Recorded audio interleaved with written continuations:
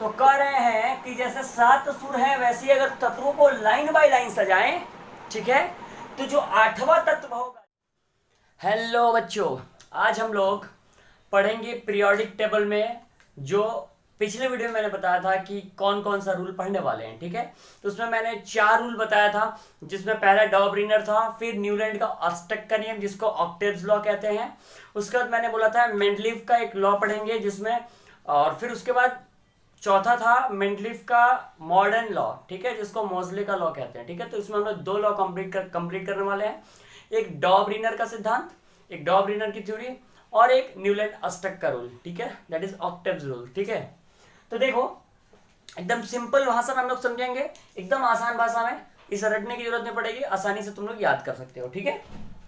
तो 30 तक मैंने जो है एलिमेंट्स का नाम याद करवा दिया है, ठीक है, ट्रिक के थ्रू। तो जिसको वो वीडियो नहीं देखा है वो जा करके देख लेना, ठीक है, क्योंकि 30 एलिमेंट्स का जो परमाणु संख्या है वो याद रखना बहुत जरूरी है, ठीक है। तो अभी देखते हैं कि डॉबरिनर ट्रायड लॉ कहता क्या है, ठीक है। देखो, 1817 में, ठीक है, तत्वों को वर्गीकरण करने के लिए, यानी उसको क्लासिफाई करने के लिए, ताकि पढ़ने के लिए आसान हो जाए, डॉबरिनर ने एक थ्योरी दिया, ठीक है। वो थ्योरी क्या था हम लोग देखेंगे अभी कुछ ही देर में। तो वो थ्योरी के बाद बहुत सारी थ्योरीज है जिसमें मेंडलीव का जो मॉडर्न पीरियोडिक टेबल है वो अप्रूव किया गया, ठीक है। तो जरूर कुछ ना कुछ खामियां रही होंगी। तो क्या होता है फिजिक्स में, साइंस में ऐसा ही होता है कि कोई एक लॉ देता है, ठीक है, फिर कुछ समय बाद पता चलता है कि उस लॉ में ये लिमिटेशन है, ये खराबी है, ठीक है, तो फिर उसको ठीक करके एक नया लॉ आता है, ठीक है। तो जो स्टार्टिंग का फर्स्ट स्टेप होता है वो काफी अहम होता है, इंपॉर्टेंट होता है, ठीक है, इसलिए हम डॉबरिनर को पढ़ेंगे, ठीक है। डॉबरिनर का ट्रायड लॉ आज हम लोग यूज नहीं करते हैं, बट यहीं से मॉडर्न कहीं ना कहीं पीरियोडिक टेबल बना, ठीक है। तो देखो क्या कहते हैं, 1817 में पहले तो डॉबरिनर ने अपने त्रियक का नियम दिया, ठीक है।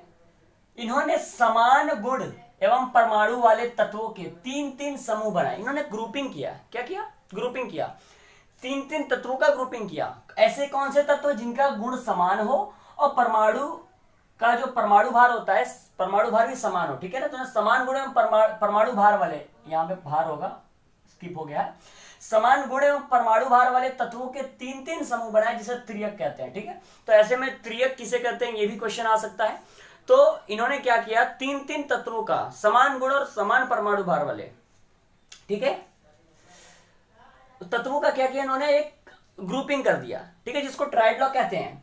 अब जो है इन्होंने क्या बताया इस नियम में, इनके अनुसार प्रथम एवं तृतीय परमाणु का जो औसत परमाणु भार होगा, ठीक है, वो मध्य में स्थित तत्व के परमाणु भार के बराबर होगा, ठीक है। फॉर एग्जाम्पल अगर मैं लूं तो देखो, लिथियम जो है इसका परमाणु भार 7 होता है, ठीक है, 7 होता है, इसका परमाणु संख्या 3 होता है और परमाणु भार इसका 7 होता है। उसके बाद अगर हम बात करें लिथियम के बाद, अगर हम बात करें सोडियम की बात करते हैं, सोडियम का, तो सोडियम का परमाणु भार 23 होता है, ठीक है, और इसका परमाणु संख्या 11 होता है, याद होगा तुम लोग को, ठीक है। उसके बाद फिर हम पोटेशियम की बात करते हैं, तो पोटेशियम का जो होता है 39 होता है और इसका परमाणु संख्या 19 होता है, ठीक है। तो परमाणु संख्या सबको याद है, परमाणु भार भी याद रखोगे। तो लिथियम का 7 होता है, सोडियम का 23 होता है और इसका 39 होता है। देखोगे परमाणु भार का 2 गुना का 1 ज्यादा, परमाणु भार का 2 गुना का 1 ज्यादा, परमाणु संख्या का 2 गुना का 1 ज्यादा, ठीक है। तो इन्होंने बोला क्या, इनके अनुसार प्रथम एवं तृतीय परमाणु, ये जो ग्रुपिंग किया इन्होंने लिथियम और सोडियम और पोटेशियम को लेकर के, ठीक है, 3 तत्वों का ग्रुपिंग कर दिया इन्होंने। अब ये बोल रहे हैं कि इनके अनुसार प्रथम एवं तृतीय का परमाणु का औसत परमाणु भार, औसत मतलब उन दोनों को जोड़ के 2 से भागा देना, यानी 7 और 39 को दोनों को जोड़ के 2 से भागा देंगे तो ये आना चाहिए, ठीक है। तो करके देख लो, 39 + 7 अगर हम करते हैं बाई 2, तो देखो यहाँ कितना आ जाएगा, 46/2 दैट इज 23, ठीक है। तो यही इनका लॉ था। इन्होंने 3 तत्वों का ऐसा समूह बनाया कि प्रथम और द्वितीय वाले का जो परमाणु भार का औसत होगा वो बीच वाले का बराबर होगा, बीच वाले के इक्वल होगा, ठीक है। हम लोग देख रहे हैं यहाँ पे, समझ में आया ना। तो इस तरह से इन्होंने ग्रुपिंग की। अब क्या है, इन्होंने ग्रुपिंग तो कर दी, ठीक है, कहां गया, हाँ, इन्होंने ग्रुपिंग तो कर दी। अब देखो, ग्रुपिंग करने के बाद बहुत सारे तत्व ऐसे आए, ठीक है, जिनका मतलब ग्रुपिंग करने के बाद वो औसत मान बीच वाला मिल ही नहीं रहा था, ठीक है। मतलब बहुत सारे और भी तत्व नए नए आए, जिसके कारण क्या हुआ कि इनका जो लॉ था वो फेल होता गया, ठीक है। यानी ये सभी तत्वों पर लागू नहीं हो रहा था, ठीक है। तो ये इनका लिमिटेशन हो गया, समझ में आया, जिसकी वजह से डॉबरिनर को रिजेक्ट करना पड़ा, उस लॉ को हमें नेग्लेक्ट करना पड़ा, ठीक है।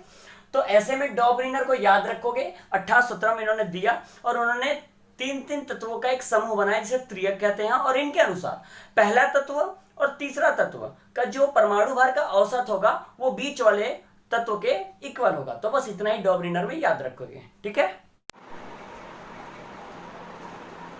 अब हम लोग न्यूलैंड के अष्टक के रूल को समझेंगे, ठीक है। तो डॉबरिनर के सिद्धांत को हमने देखा कि वो जब सिद्धांत दिए तो उसमें कुछ त्रुटियां आई जो बहुत सारे एलिमेंट्स पे लागू नहीं हो रही थी, ठीक है। तो उसको ओवरकम करने के लिए न्यूलैंड ने एक अपना नियम लेके आए जिसको हम बोलते हैं न्यूलैंड ऑक्टेव रूल, ठीक है।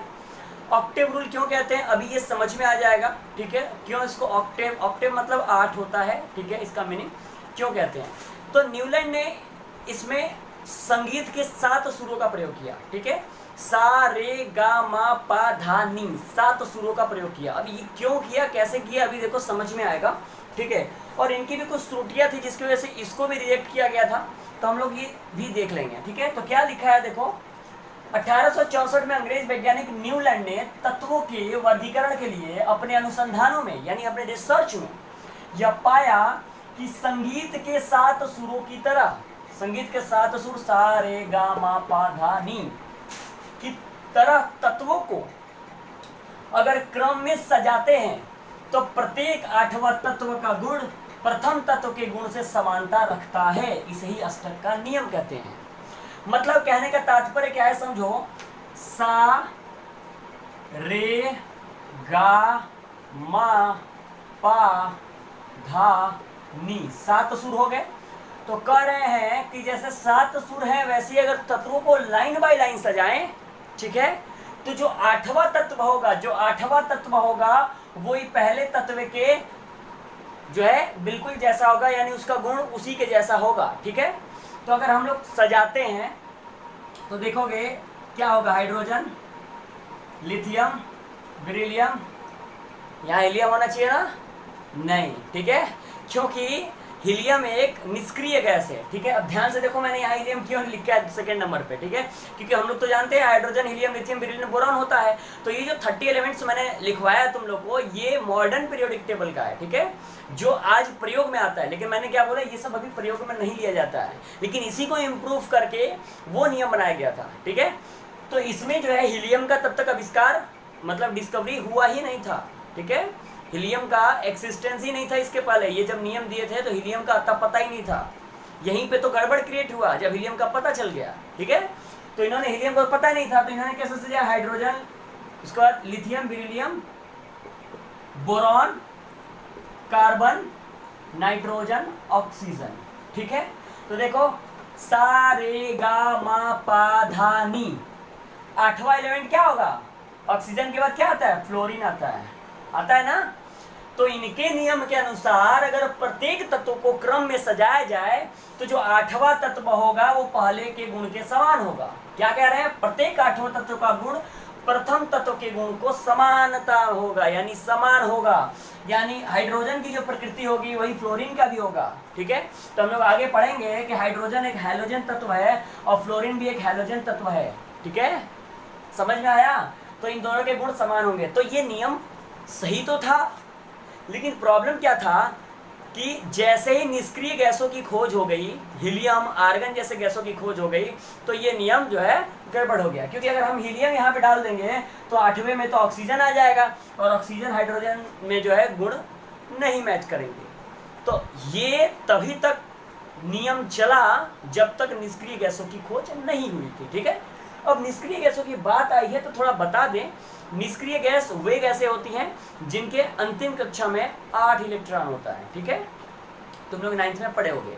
निष्क्रिय गैस ऐसी तत्व होती हैं, लिख लो अगर नहीं आता है तो, निष्क्रिय गैस ऐसी तत्व होते हैं जिनके अंतिम कक्ष में 8 इलेक्ट्रॉन होता है, ठीक है। लेकिन यहाँ पे हीलियम एकमात्र ऐसा एलिमेंट है जिसके अंतिम कक्ष में 2 ही इलेक्ट्रॉन है, फिर भी ये निष्क्रिय है, ठीक है, ये भी याद रखोगे। लास्ट ऑर्बिट में 8 इलेक्ट्रॉन होने से निष्क्रिय हो जाता है, लेकिन हीलियम एक ऐसा एलिमेंट है जिसके लास्ट ऑर्बिट में 2 ही है, फिर भी ये क्या है, निष्क्रिय है। समझ में आया? तो अष्टक का नियम इसे क्यों कहते हैं? क्योंकि ये देखो प्रत्येक 8वां तत्व पहले तत्व से समान है, प्रत्येक 8वां तत्व पहले सब तत्व से समान है, इसलिए हम इसे कहते हैं अष्टक का रूल। तो यहाँ अच्छे से लिखा हूं, उसे याद कर लो और इसे भी याद कर लो। और लिमिटेशंस तुम्हें याद है कि ये नियम तब जो है रिजेक्ट कर दिया गया जब निष्क्रिय गैसों का पता लग गया, ठीक है, क्योंकि निष्क्रिय गैस आ गए तो उन्होंने पीरियोडिक टेबल में एक अपना जगह बना लिया, जिसके वजह से ये सारा नियम जो है उलट पलट गया, ठीक है। तो ये दोनों नियम का लिमिटेशन प्लस ये नियम क्या था, ये अच्छे से दिमाग में रखोगे, बहुत ही आसान भाषा में।